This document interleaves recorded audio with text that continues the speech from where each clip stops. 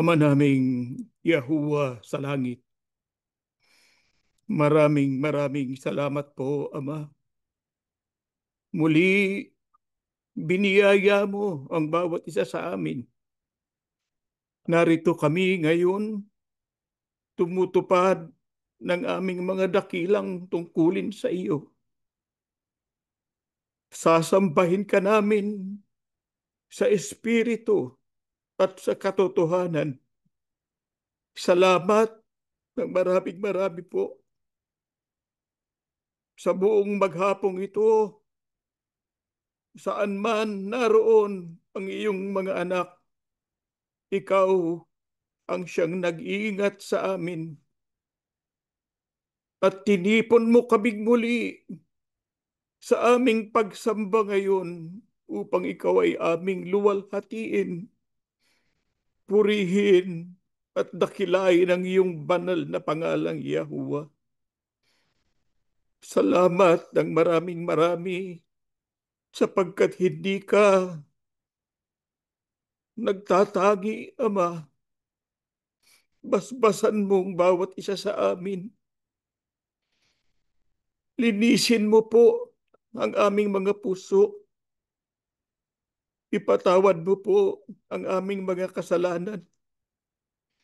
Ikaw ang aming Diyos na makapangyarihan sa lahat, na siyang laging nagmamalasakit sa amin. Banayad ka sa pagkagalit, namamalagi ang iyong pagpapahinuhod, sapagkat ikaw ay Diyos ng awa. Hindi mo tinititigan ang aming mga pagkukulang, sapagkat alam mo ang aming mga kahinaan. Alam mo ang aming pinagmulan.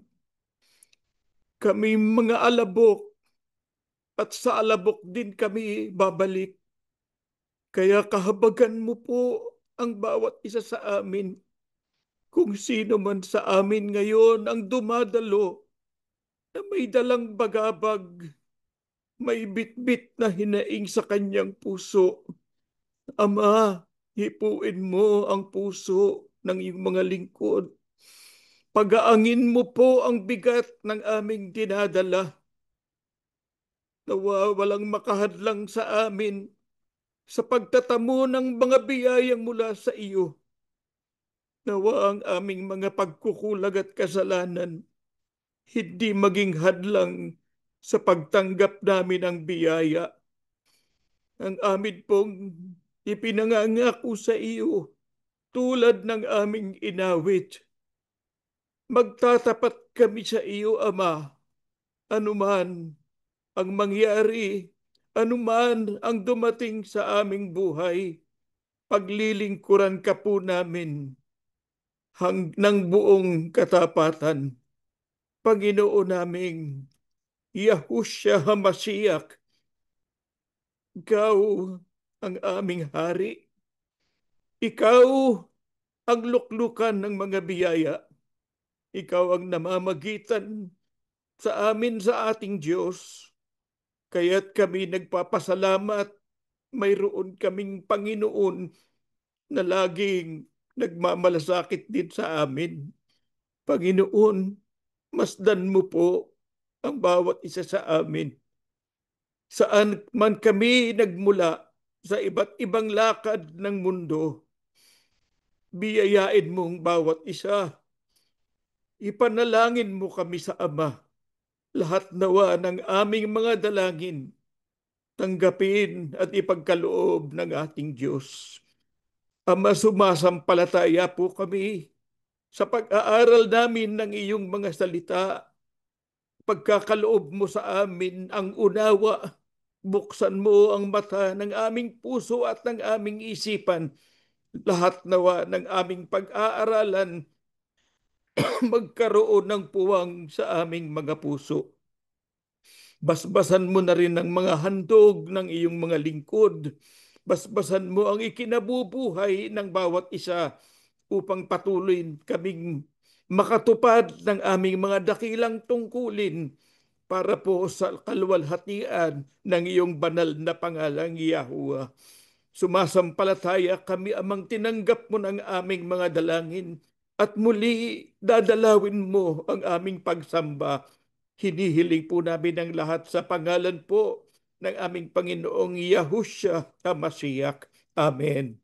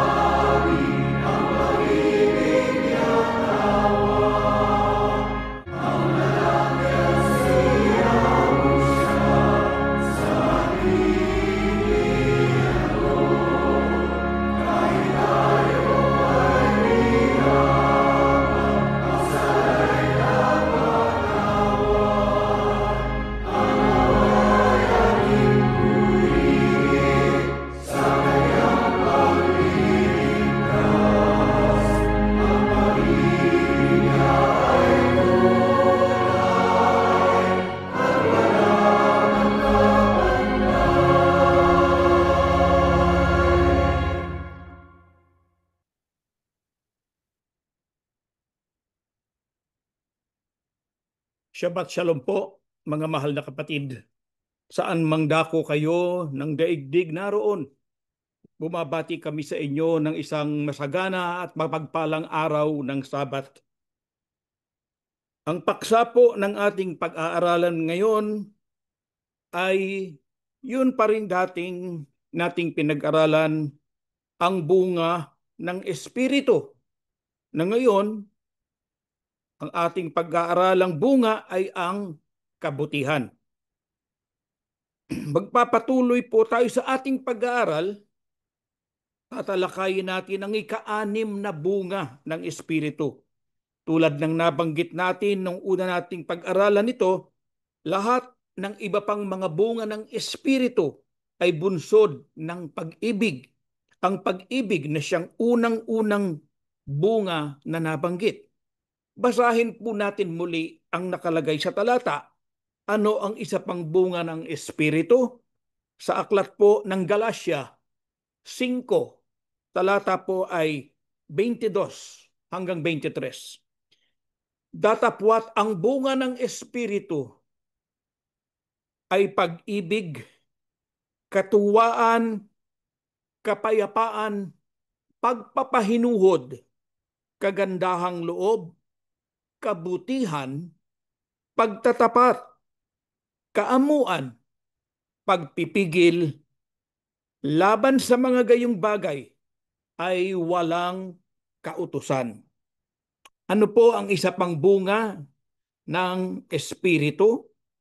Yan po ay ang kabutihan. Ano po ba yung kabutihan? Ito po ay higit pa sa pagiging kalugod-lugod o kaaya-aya ng isang tao. Sa wikang Griego po, ang ginamit na salita ay agathosune. Ito po ay salitang tumutukoy sa tinatawag na moral excellence. Isang katangiang dumadaloy mula sa puso na kahanay ng kalooban ng ating Amang Yahuwah. Ang ibig sabihin po ay gawin kung ano ang tama, kapakipakinabang at makadiyos. Kahit pa mahirap, kahit padelikado, gawin po natin ang tama. Lagi nating naririnig yan sa iba't ibang mga tao, sa iba't ibang mga pagtitipon, salitang do the right thing.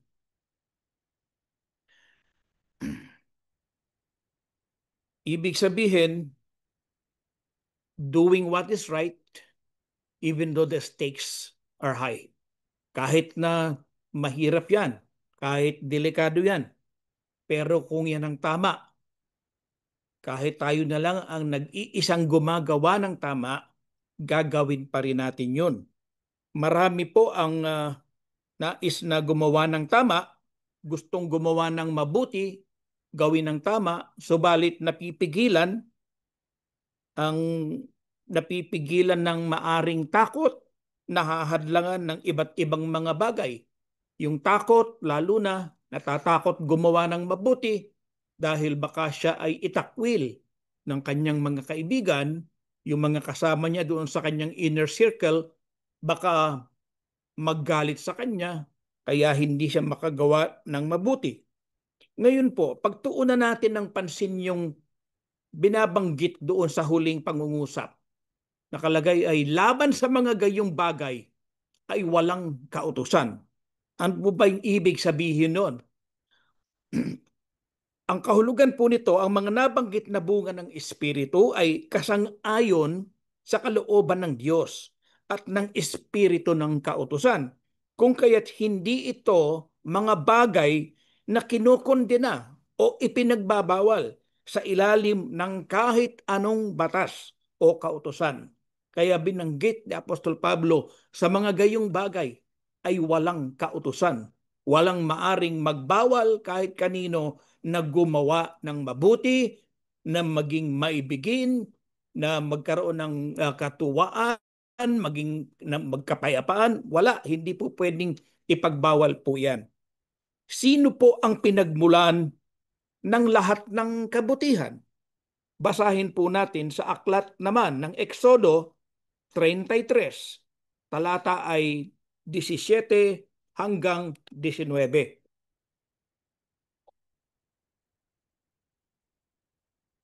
Sumagot si Yahuwah kay Moises, gagawin ko ang ipinapakiusap mo dahil nalulugod ako sa iyo at kilalang kilala kita.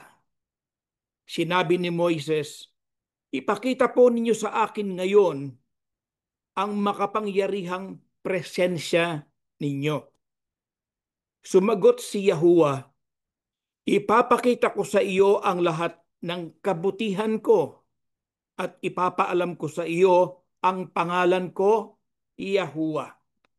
Mahahabag ako sa gusto kong kahabagan, maaawa ako sa gusto kong kaawaan. Ang tanong po natin, sino ang pinagmulan ng lahat ng kabutihan? Wala pong iba kundi ang ating Aba, ang ating Amang Yahuwah. Bakit po puspos ng kabutihan si Yahuwah? Sapagkat kabutihan po ang kanyang likas. Natural sa kanya yun. At kabutihan din yung inilalarawan ng kanyang pangalang Yahuwah. Ayon sa ating binasa, sabi ni Yahuwah kay Moises, ipapakita ko sa iyo ang lahat ng kabutihan ko at ipapaalam ko sa iyo ang pangalan ko, Yahuwah. Nang ilabas ni Yahuwah ang Israel sa Ehipto, mga kapatid, dito ipinakita niya ang kanyang kabutihan, ang kanyang pagpapahinuhod sa kanilang paglalakbay sa ilang, sa, uh, sa araw tinatanglawan sila ng ulap at yung ulap na yon ay sumusunod sa kanila upang wag naman silang masyadong mainitan. Sa gabi naman ay iniilawan sila ng isang haliging apoy. Siya din ang nagkaloob sa kanila ng kanilang mga pangangailangan habang sila'y naglalakbay sa ilang. Higit sa lahat, layunin ni Yahuwah na dalhin sila sa bayang pangako. Dangan nga lamang, naghimagsik sila. Sino rin po ang inaasahan ni Yahuwah na mapuspos ng kabutihan? Aklat po ng Epeso, talata ay 2. Ang artikulo po ay 2, talata ay 10. Nilikha tayo ng Diyos at sa pakikipag-isa natin kay Kristo Yahusha, binigyan niya tayo ng bagong buhay para gumawa tayo ng kabutihan na noon pa'y itinalaga na ng Diyos na gawin natin. Sino rin po ang inaasahan ni Yahuwah na mapuspos ng kabutihan? Sila po yung mga bagong nilalang ni Yahuwah sa pakikipagkaisa kay Kristo Yahusha. Mga kapatid, kabilang po ba tayo doon? Kabilang ba tayo sa mga nilalang ni Yahuwah na nakikipagkaisa ngayon sa ating Panginoong Yahusha? Opo, tayo po ay kabilang doon. Kaya't kabilang tayo sa inaasahan ni Yahuwah na mapuspos ng kabutihan. Bakit tayo nilalang na muli kay Yahusha? Upang gawin natin ang mga mabubuting bagay o mabubuting gawa na kanya nang ipinanukala nung una pa. Ang paggawa ng mabuti ay itinilaga na ng Diyos noong una pa man na ating dapat gawin. Hindi po ba't ating natutunan na nang tayo ay mabautismuhan, nung tayo ay umahon mula sa tubig, tayo ay itinuturing na patay na sa paggawa ng kasalanan. Kaya kabilang tayo sa mga inaasahan ni Yahuwah na mapuspos ng kabutihan. Subalit kung minsan hindi natin maiwasan, makagawa tayo ng kasalanan. Kung ang kasalanan ay hindi naman natin sinasadya, mga kapatid, mayroon tayong Panginoong Yahusha na siyang makikiusap sa ating Diyos na mapatawad ang ating mga kasalanan. Ano-ano pa po ang mga mabubuting bagay na dapat nating gawin na noon pa man ay ipinanukala na para sa atin, para gawin natin? Sa aklat po ng Micah 6 talata po ay 8, ganito ang ating mababasa. Sumagot si Mikas, tinuruan tayo ni Yahuwah kung ano ang mabuti, at ito ang nais niyang gawin natin. Gawin natin ang matuwid, pairalin natin ang pagkamaawain sa iba, at buong pagpapakumbabang sumunod sa Diyos. Ano-ano po ang mga mabubuting bagay na dapat nating gawin na ipinanukala nung una pa man na gawin natin? Ang sabi sa ating binasa, gawin ang matuwid, sapagkat si Yahuwah mismo ang nagturo sa atin kung ano ang mabuti. Pairalin natin ang pagkamaawain o mahabagin. Si Yahuwah mismo ang nagpakita ng pagkamaawain sa atin na nang tayo ay mga makasalanan pa, ay isinugo niya ang kanyang bugtong na anak upang tubusin ang ating mga kasalanan. Si Yahuwah ay Diyos ng pag-ibig at awa. Ano pa po ang nais ni Yahuwah na ating gawin? Buong kapakumbabaang sumunod sa Kanya. Mga kapatid, napakahalaga ng pagsunod. Ang pagsunod ay isang tanda ng pag-ibig natin sa ating Diyos. Ito ay nagmumula sa pusong nagmamahal at nagtitiwala sa Kanya. Iniibig natin siya hindi dahil may hinihintay tayong kapalit. Unconditional po ang pag-ibig natin sa ating Amang Yahuwah. Unconditional love. Ang pagsunod ay natural na bunga ng tunay na pananampalataya. Ito ang nagbubunsod sa atin tungo sa pagbabago ng ating buhay na ang resulta ay mabubuting gawa. Transformative. Kapag tunay ang ating pananampalataya sa ating Panginoong Yahusha at sa ating Amang Yahuwah, ito po ay transformative. Na-transform tayo, nababago natin ang ating mga buhay na ang resulta ay mabubuting gawa. Ang pagsunod ay kinakailangan sa ating relasyon o sa ating kaugnayan kay Yahuwah, tayo ay kabilang sa sambahayan ng Diyos. Tayo ay mga anak, si Yahuwah ang ating Aba, ang ating Ama. Bilang mga anak ng Diyos, tayo ay tinawag sa buhay na sumasalamin sa kanyang karakter at kalooban. Sino po ang pinakamabuting halimbawa na ginawa ang mabuti at tama? Basahin po natin sa Aklat ng Gawa, 10, ang talata po ay 38. Alam ninyo ang tungkol kay Yahusya na taga Nazaret at kung paanong pinili siya ng Diyos at pinuspos ng Espiritu Santo ng kapangyarihan. Alam din ninyo na pumunta siya sa iba't ibang dako upang gumawa ng kabutihan sa mga tao at pagalingin ang lahat ng pinapahirapan ng dyablo. Nagawa niya ang mga ito sapagkat kasama niya ang Diyos. Sino po ang pinaka mabuting halimbawa na gumawa ng mabuti at tama? Si Yahusya po. Si Yahusya na pinuspos ng Espiritu Santo at kapangyarihan.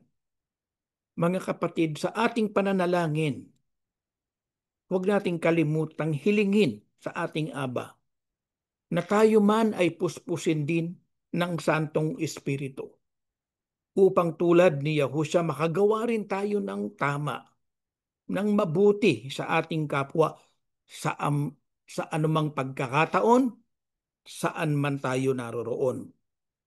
Ano pa po ba ang mga halimbawa ng mabubuting ginawa ng ating Panginoong Yahusya? Bagamat alam na natin ang lahat ng ito dahil napag-aralan na natin ito nung mga nakaraan, balikan po natin muli.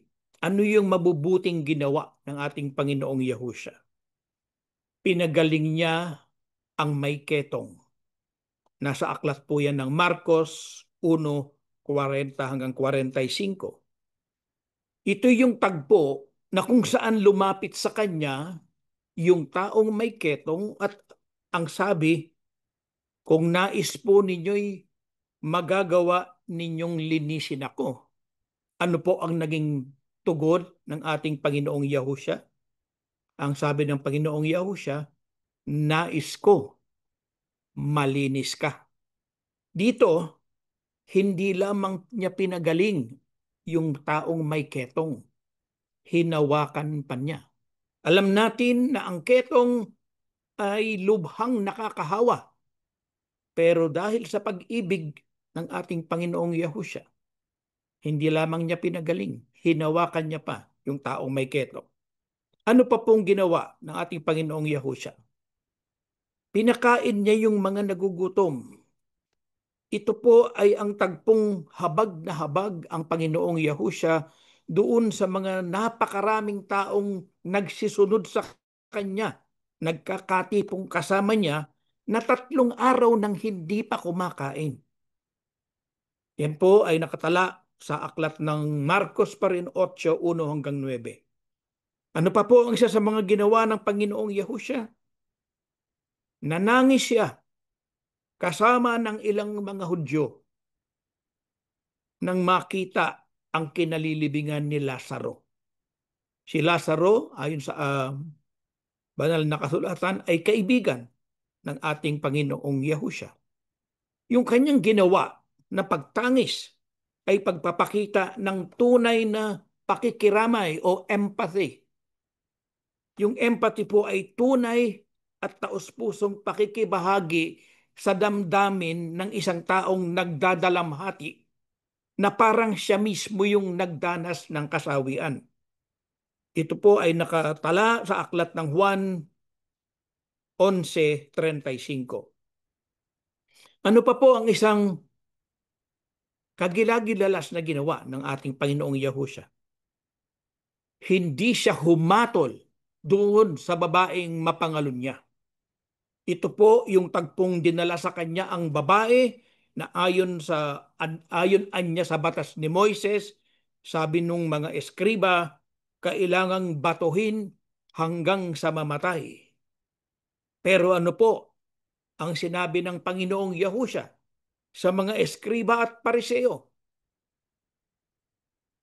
Ang sabi niya, ang walang kasalanan sa inyo ang siyang unang bumato sa kanya. Nakatala po iyan sa Juan 8:1 hanggang 11. Higit po sa lahat, ano ang pinakamabuting ginawa ng ating Panginoong Yahusha?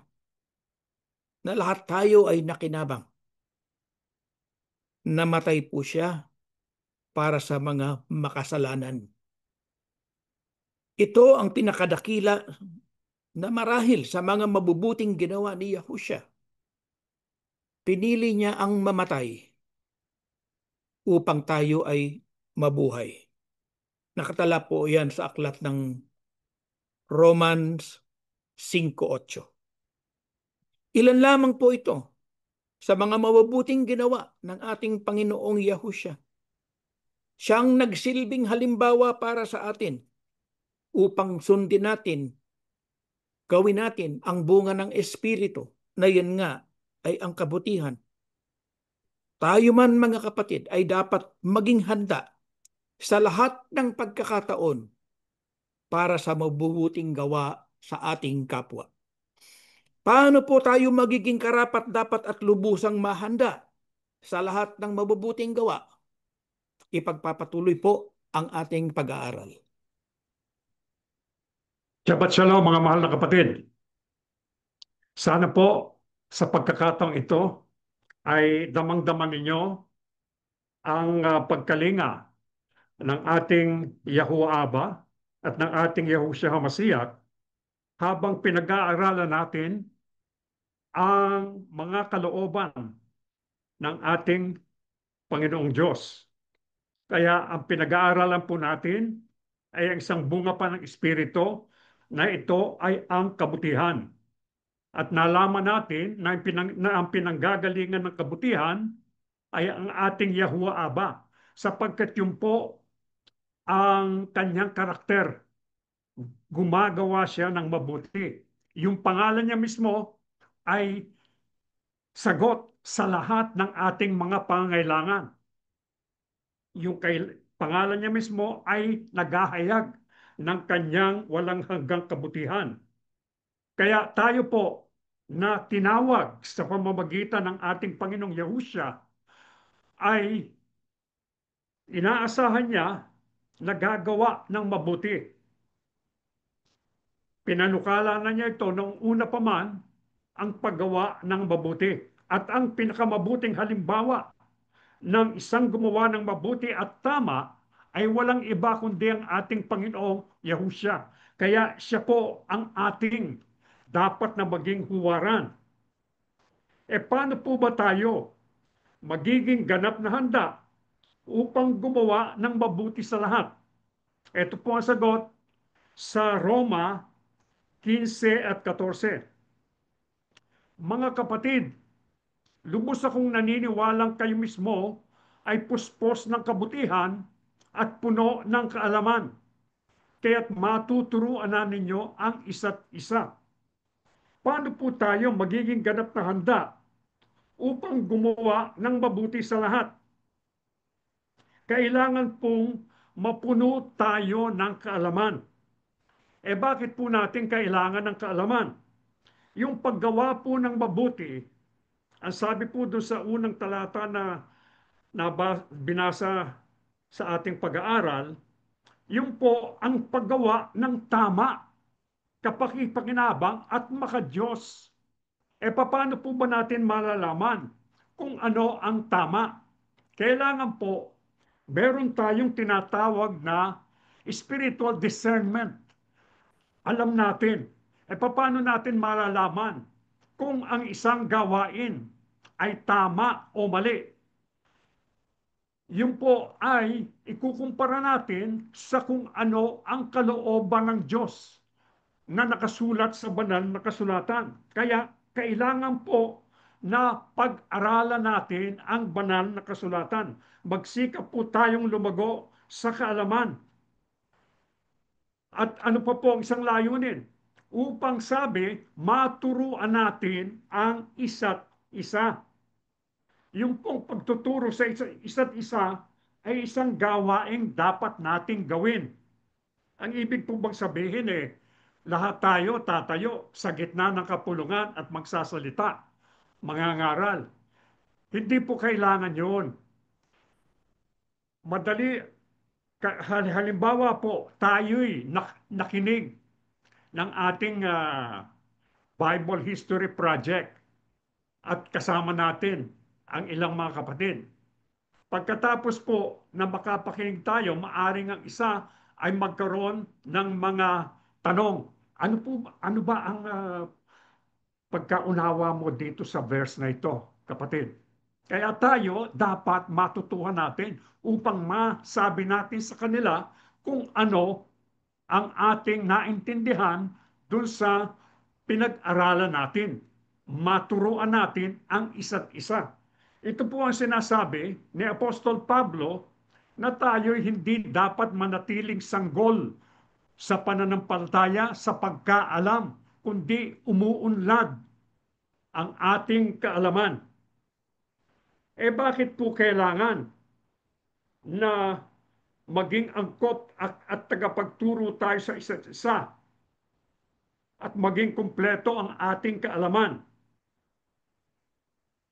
At ito pa pong tanong, paano po tayo mapupuno ng kaalaman upang tayo ay maging handa at sumagana sa paggawa ng mabuti? Ang sagot po ay sa ikalawang Timoteo 3:16-17. Ang lahat ng kasulatan ay kinasihan ng Diyos at kapakipakinabang sa pagtuturo ng katotohanan, sa pagsaway sa kamalian, sa pagtutuwid sa likong gawain, at sa pagsasanay para sa matuwid na pamumuhay, upang ang lingkod ng Diyos ay maging ganap at handa sa lahat ng mabubuting gawain. Paano po tayo mapupuno ng kaalaman upang tayo ay maging handa at sumagana sa paggawa ng mabuti? Sa atin pong patuloy na pag-aaral at pagtuturo sa atin ng banal na kasulatan. Ginagawa po ba natin ito? Opo. Bukod sa ating mga pagsamba na pinag-aaralan natin ang mga salita ng Diyos, meron pa tayong Yearning for Yahusha tuwing Martes, meron tayong Logos Bible Study tuwing Miyerkules, at meron tayong BHP tuwing Huwebes. At meron pa tayong Bible Literacy Project. Kaya tayo po ay nagsisikap upang madagdagang parati yung ating kaalaman, upang tayo'y maging karapat-dapat maging angkop sa paggawa ng mabubuting gawain. Yung Biblia po ang dapat na pinanggagalingan ng ating kaalaman.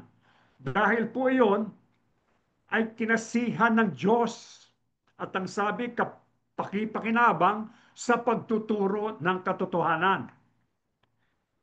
Ano pong isang layunin ng banal na kasulatan? Upang ang lingkod ng Diyos ay maging ganap at handa sa lahat ng mabubuting gawain. Ano po ba yung mga mabubuting gawain na kailangan nating gawin? Ang sabi po, ituro ang katotohanan at sawayin ang mga kamalian. Ituwid ang mga likong gawain. Kaya tayo po sa ating assembly, itinuturo natin, ibinubunyag natin yung mga turo ng ibang mga relihiyon o ng ibang mga tao na taliwas sa ipinag-uutos ng Diyos. Halimbawa po, may mga nagtuturo na sila daw, yung relihiyon nila, ay makagagarantiya na ang isang tao na sasapi sa kanilang organisasyon ay maliligtas. Bakit daw po? Sapagkat sila daw ay may karapatang magdagdag at magbawas sa aklat ng buhay sa langit. Ano po yung batayan nila? Yung Mateo 18:18. Ang sabi, ang yung binding at loosing doon sa Mateo 18 ay pagdadagdag o pagbabawas sa aklat ng buhay sa langit. Pero ayon po sa ating masusing pag-aaral, ang ibig sabihin po ng binding ay yung pong mga ipinagbabawal, mga bagay na ipinagbabawal na gawin. At yun naman pong loosing ay yung mga ipinahihintulot. Kailan po ginagamit yun? Upang ayusin yung mga magkakapatid na nagkakaroon ng hidwaan o pagkakagalit. At paano po tayo nakakatiyak na walang tao na makapagdadagdag sa aklat ng buhay sa langit? Si Moises po na kilalang kilala ng Diyos, pinagtitiwalaan ng Diyos. Binigyan po ba siya ng karapatan upang magdagdag o magbawas sa aklat ng buhay sa langit? Hindi po. Ang katunayan, nung parusahan ng Diyos ang Israel dahil sa kanilang pagsamba sa Diyos-Diyosang gintong baka, nakiusap si Moises, ang sabi niya, kung lilipulin mo po sila, burahin mo na rin po ang pangalan ko sa aklat ng buhay sa langit. Kaya ang Diyos lang po at ang ating Panginoong Yahusya ang may karapatan. Ang sabi ng Panginoong Yahuwah Aba sa kanya, buburahin ko yung mga nagkasala sa akin. At ang ating Panginoong Yahusya, ang sabi niya, doon sa pitoong assembly sa Asia, yung magtatagumpay, hindi ko buburahin ang kanilang mga pangalan sa aklat ng buhay sa langit. Kaya hindi po maibibigay ng ating Panginoong Diyos na ang isang makasalanang tao dito sa lupa ay magkaroon ng karapatan na magdagdag o magbawas sa aklat ng buhay sa langit. Ngayon po, paano po tayo, gaano po tayo kadalas na dapat gumawa ng mabuti? Ito po ang sagot sa Galatia 6:7-10. Huwag ninyong linlangin ang inyong sarili. Hindi maaaring tuyain ng Diyos. Kung ano ang itinanim ng tao, iyon din ang kanyang aanihin. Ang nagtatanim para sa sarili niyang laman ay aanin ng pagkabulok mula sa laman. Ngunit ang nagtatanim para sa Espiritu ay aani ng buhay na walang hanggan. Kaya't huwag tayong mapagod sa paggawa ng mabuti, sapagkat pagdating ng takdang panahon, tayo ay aani kung hindi tayo susuko. Kaya nga, basta may pagkakataon, ay gumawa tayo ng mabuti sa lahat ng tao, lalo na sa mga kapatid natin sa pananampalataya. Gaano po tayo kadalas na dapat gumawa ng mabuti? Sa lahat po ng pagkakataon na magkakaroon tayo. Kanino po tayo dapat gumawa ng kabutihan? Sa lahat ng mga tao, lalo na sa mga kapatid natin sa pananampalataya. Uunahin po natin yung ating sambahayan, yung mga kapatid natin sa pananampalataya. Sapagkat yung paggawa po ng mabuti ay kakailanganin dyan ang panahon natin. Hindi po marapat na gugugulin na natin ang ating panahon sa pagtulong sa ibang mga tao habang napapabayaan natin yung ating mga mahal sa buhay. Unahin natin yung ating asawa, yung ating mga anak, na tulungan muna upang sila man ay maging katulong natin sa pagtulong sa ibang tao. Ganun ang gagawin natin. Kaya tayo po, italaga na natin ang ating mga sarili, nagugugol tayo ng panahon, maaaring gumugol din tayo ng ating salapi sa pagtulong sa mga tao. Huwag tayong iiwas. Gaya po ng nakita ko, may isang video ko nakita sa airport, merong natumbang isang lalaki, medyo may kalakihan, yung pong mga tao umiiwas, hindi siya tinutulungan, dinadaan-daanan lang siya. Naisip ko tuloy, yung talinhaga ng ating Panginoong Yahusya tungkol do sa mabuting Samaritano. Yung isang tao na binugbog ng mga tulisan at iniwan na halos patay na at nakahandusay sa tabi ng daan, nung dumaan po ang isang saserdote o isang pare, ano pong kanyang ginawa? Umiwas siya, dumaan siya doon sa malayo, doon sa kinahandusayan ng lalaki. Dumaan din ang isang libita, iniwasan din. Ngunit yung mabuting Samaritano, anong kanyang ginawa? Naawa siya. Ginamot niya ang sugat pagkatapos dinala sa isang bahay tuluyan. At ang sabi niya doon sa innkeeper, eto, uh, asikasuhin niyo ito at pagbalik ko kung kayo gumastos na higit pa sa binibigay ko sa inyo ngayon, babalik ko dito upang bayaran kayo. Ganun po ang dapat nating gawin. Gayunman, yung pong paggawa ng mabuti, hindi po pagkonsinti doon sa mga tao. Maaring yung halimbawa, may hihingi sa atin. Kammga isang beses, papasok ako sa McDonald's, merong nanghihingi sa akin. Ang hinihingi, pera. Ang sabi ko, maghintay ka lang dyan. Pumasok ako at bumili ako ng sandwich at saka yung saka tubig. Binigay ko sa kanya paglabas.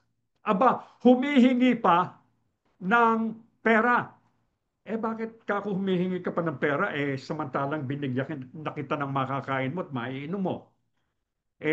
Kailangan ko pa sigarilyo. Ay, hindi kita mabibigyan sapagkat yung pasigarilyo ay masama sa iyo. Dapat mong iwasan sapagkat yan makakasira sa iyong kalusugan.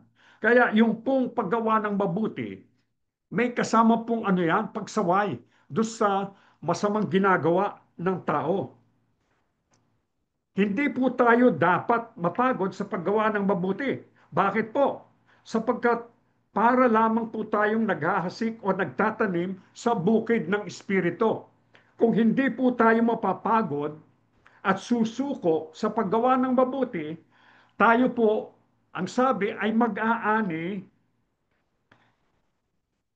hindi lamang sa buhay na ito, kundi maging sa buhay na darating, aanihin natin ang buhay na walang hanggan. Kaya may magandang kapalarang naghihintay sa atin doon sa mga gumagawa ng mabuti. Ano po ba ang pangako ng Diyos sa mga gumagawa ng mabuti? Ito po ang sagot sa Salmo 37:23 hanggang 26.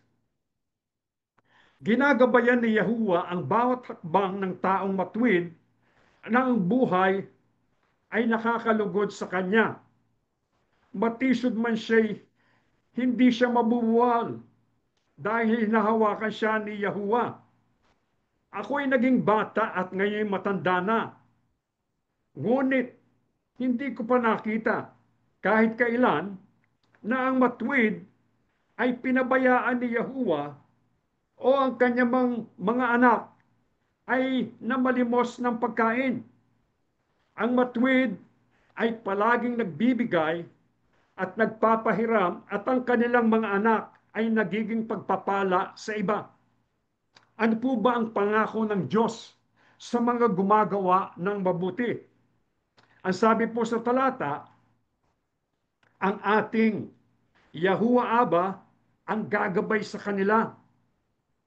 Hindi po sila pababayaan ng ating Yahuwah Aba. Ano po ang sabi sa talata din? Matisod man sila, ang sabi, hindi sila mabubuwal. Bakit po? Dahil hinahawakan sila ng ating Yahuwah Aba, nakaalalay ang ating Yahuwah Aba sa kanya. Ano po ang pagpapatunay ni Haring David tungkol dito? Ang sabi niya, ako'y naging bata at ngayon matanda na. Ngunit hindi ko pa nakita kahit kailan na ang matuwid ay pinabayaan ni Yahuwah o ang kanyang mga anak ay namalimos ng pagkain.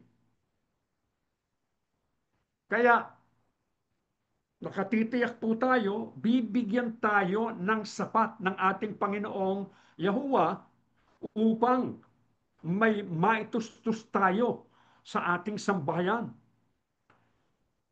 At ito pong huling sentence dito, ang matuwid ay palaging nagbibigay at nagpapahiram at ang kanilang mga anak ay nagiging pagpapala sa iba. Ito po ang tanong ko sa inyo, kaya po ba niyong magbigay at magpahiram sa iba kung yung kinikita nyo ay sapat lang sa inyong pangangailangan? Hindi po. Kaya ang ibig sabihin, pagpapalain ang mga taong matutuwid, pasasaganain sila upang may maitulong sila sa ibang mga tao, may maibigay sila, may maipahiram sila. At ang kanilang mga anak ay magiging pagpapala sa iba. Bakit po? Sapagkat matututo din sila doon sa mga halimbawang itinuturo natin sa kanila, ginagawa natin, na tayo'y tumutulong, gumagawa tayo ng mabuti sa ating kapwa. Sa mga magulang po na naririto, mabuti po na bigyan natin ng pagpapahalaga ang makapag-aral ang ating mga anak.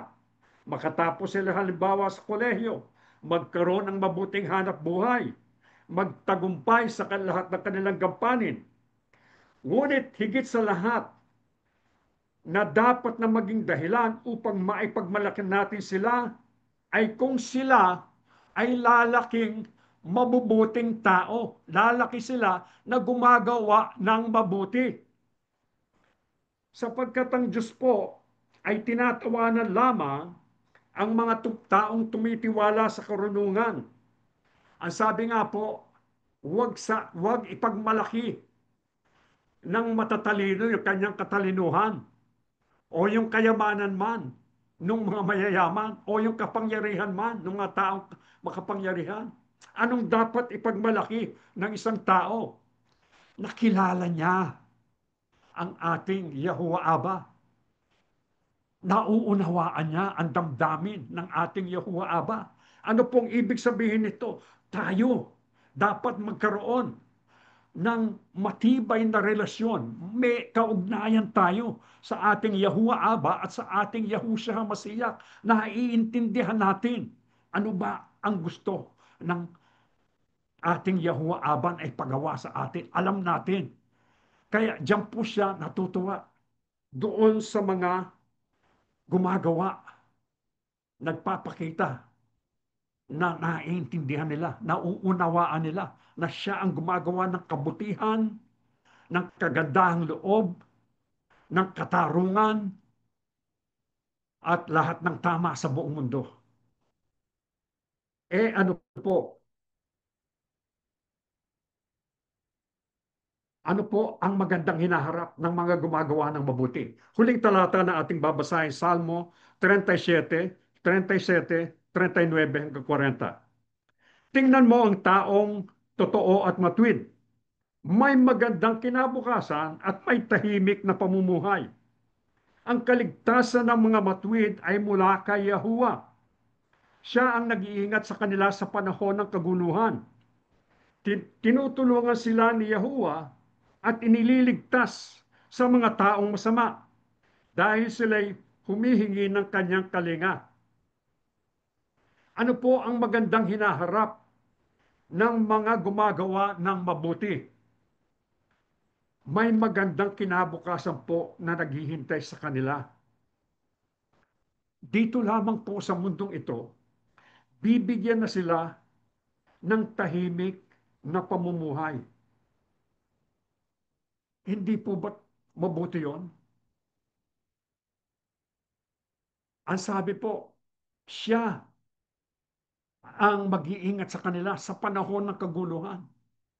Totoo po bang magulo ang ating mundo ngayon? Aba, opo. Kabi-kabila ang digmaan. Maigi na lang nagkaroon na ceasefire between Iran and Israel. Pero yung Ukraine at saka Russia patuloy pa rin. At maraming mga hidwaan na nangyayari sa iba't ibang panig ng mundo. Mga protesta. Siya po, ang sabi niya, siya ang mag-iingat sa atin sa panahon ng kaguluhan. Tutulungan tayo at ililigtas sa mga taong masasama. Kaya yan po ang ating maasahan sa ating Panginoong Yahuwah Aba at sa ating Yahushua HaMashiach. Ang magandang kapalaran po ba na ipinangako ay dito lamang sa buhay na ito? Hindi po. Tayo po na tinawag sa assembly, ang pinaka-aasam-asam natin ay mapabilang tayo sa rapture, sa harpacho. At alam natin na yan ay maaaring mangyari anytime. Kaya naghahanda po tayo. Kung makikita ninyo, talagang totoong pinag-aaralan natin ang kalooban ng ating Yahuwah Aba at ng ating Yahushua HaMashiach sa sunod-sunod ng mga leksyon upang tayo maihanda, makasalubong tayo, karapat-dapat sa ating Panginoong Yahushua upang makasama natin siya habang buhay. Kaya tayo po, huwag tayong tumigil sa paggawa ng mabuti at patuloy nating ibunga ang bunga ng Espiritu, paggawa ng kabutihan, kagandahang loob, pagpapahinuhod, pagmamahal sa lahat ng mga tao upang maging karapat dapat tayo sa kaligtasang naghihintay sa atin. Tumayo na po tayo mga mahal na kapatid. O dakilang Panginoong Yahuwah Aba, totoo o dakila naming Diyos. Ikaw ay punong-puno ng kabutihan sa iyong mga anak. Tinuruan mo po kami sa oras na ito upang matutuhan namin ang iyong banal na kalooban na kami gumawa ng mabuti sa maraming mga tao, unang-una sa aming pong sambahayan at sa aming mga kapatid sa pananampalataya. O dakila naming Diyos, totoo, ikaw ang pinagmumulan ng lahat po ng kabutihan. Ang katunayan po, ang iyong pangalan ay sagot sa lahat ng pangangailangan ng iyong mga anak. Kaya kung kami nagkakaroon ng mabibigat na karamdaman, tumatawag kami sa iyo. Ikaw ang aming Yahuwah Ropeka, ang aming dakilang manggagamot na nagpapagaling at naghihimala sa bawat isa sa amin. Kung kami po'y nangangailangan, o dakila naming Diyos, ikaw ang tinatawagan namin, ang aming Yahuwah Yireh na nagbibigay ng lahat ng pangangailangan namin sa buhay. Kung kami may mga bagabag o dakila naming Diyos, ikaw ang aming Yahuwah Shalom o dakila naming Aba. Maraming maraming salamat. Opo, tutuparin namin ang iyong banal na kalooban. Gagawa din kami ng mabuti. Unang-una sa aming mga sambahayan, sa aming mga kapatid sa pananampalataya, sa maraming mga tao, upang kami po'y makapagbigay kaluguran, kalwalhatian sa iyong banal na pangalang Yahuwah Aba. O dakila naming Diyos, patuloy mong kupkupin ang iyong mga anak, ang mga anak mong may mabibigat na karamdaman, ipadama ang iyong kabutihan o dakila naming Diyos, pagalingin sila sa kanilang karamdaman upang patuloy kami magkakasama, sumasambat naglilingkod sa iyo. Ang may mga mabibigat na suliranin, ibigay mo ang lunas at itulot mo po kaming lahat na magkakapatid, makatapos po kami ng aming mga takbuhin.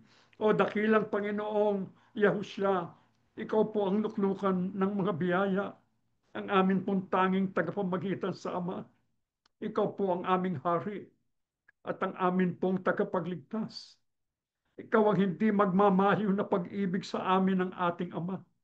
Ikaw din po ang walang hanggang kabutihang ibinigay sa amin ng ating Yahuwah Abba. O dakilang Panginoong Yahusya, patuloy po kaming susunod sa iyo sapagkat ikaw po ang pinakamabuting halimbawa ng paggawa ng mabuti. Susundan namin ang iyong mga yapak, ang magagandang halimbawang iniwan mo sa amin upang kami po na tinawag mo sa assembly, sana isama mo ang marami naming mga mahal sa buhay na hindi pa namin kasama ngayon upang sa araw na bababa ka na mula sa langit, kami na mga tinawag mo, sana po'y makasama kami sa harpatsyo, salubong ka namin sa alapaap upang makasama mo at ng ating amahabang buhay. O dakila naming Diyos, sumasampalataya po kami na dinig mo ang aming makaraingan. Pinagpala mo na po ang iyong mga anak at pinatawad kami sa aming mga pagkakasala at pagkukulang. Hinihiling po namin ang lahat sa pangalan po ng aming Panginoong Yahushua HaMashiach, dakila po naming tagapagligtas. Amen.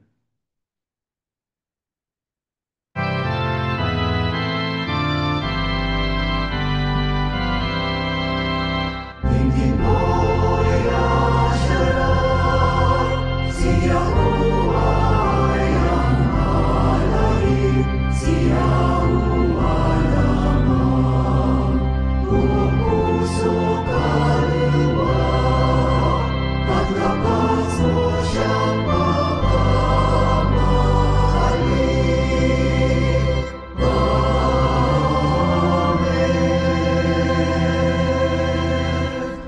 Ang walang malyo na pag-ibig at masaganang awa ni Yahweh Abba, ang biyaya at kapangyarihan ni Yahushua HaMashiach, at ang laging paggabay ng banal na Espiritu ay sumaating lahat ngayon at magpakilanman. Amen. Mga kapatid, paalala lang po yung ating pong reading assignment for this month, First Kings and Second Kings. At bukas po sa ating pong BLP live class ay tatalakayin po natin ang mga nilalaman ng dalawang aklat na ito ng banal na kasulatan. Sana po makasama namin kayo sa aming pong BLP live class. Tatapos na po ang ating pagsamba. May Yahuwah Abba, Yahushua HaMashiach bless all of us.